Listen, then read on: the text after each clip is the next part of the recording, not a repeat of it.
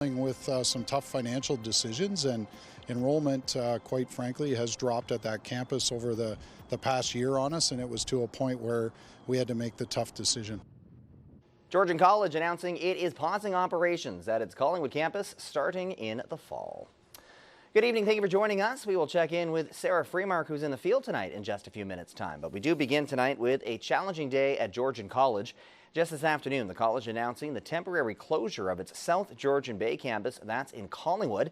CTV's Mike Lang has been following this story throughout today, and he joins us live now with the very latest. So, Mike, I understand that this is all tied to some recent policy changes from the federal government. Yes, Dana, operations at the South Georgian Bay campus will be temporarily paused on September 1st. And yes, the college did say that federal policy changes have resulted in declining international student enrollment and recruitment. On Wednesday afternoon, students and staff at the John D. Poche South Georgian Bay campus were informed that they will be studying and working elsewhere in the fall of 2025. The college deciding to temporarily pause operations at the Collingwood campus effective September 1st. Really, we're dealing with a magnitude of changes in the sector, both from the Immigration, Refugee, Citizenship Canada changes, as well as the underfunding. Approximately 90 full and part-time students are impacted, most of them in the social service and personal support worker programs.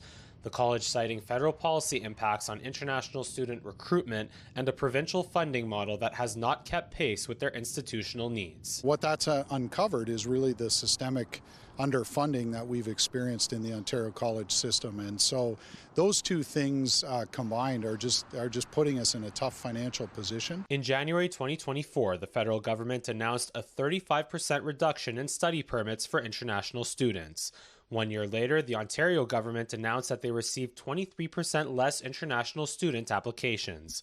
Georgian College telling CTV News that a total of 229 positions have been impacted since January 2024. We're going to have to continue to make tough decisions, but what's important for our community to understand is we're doing that to make sure that we can continue to provide top quality experiences and education to our students and ensure we're supporting the economy. The college is working on a $13 million deficit for 2025-2026 and does not have a timeline for how long the South Georgian Bay campus pause will last. Georgian College's president and CEO adds that a transition plan is underway to support the impacted students and staff. The college confirms that all programs at their 6 remaining campuses will continue as planned for the upcoming academic year. Reporting live, I'm Mike Lang. Dana, I'll send it back to you. All right, Mike, starting us off tonight, thank you very much.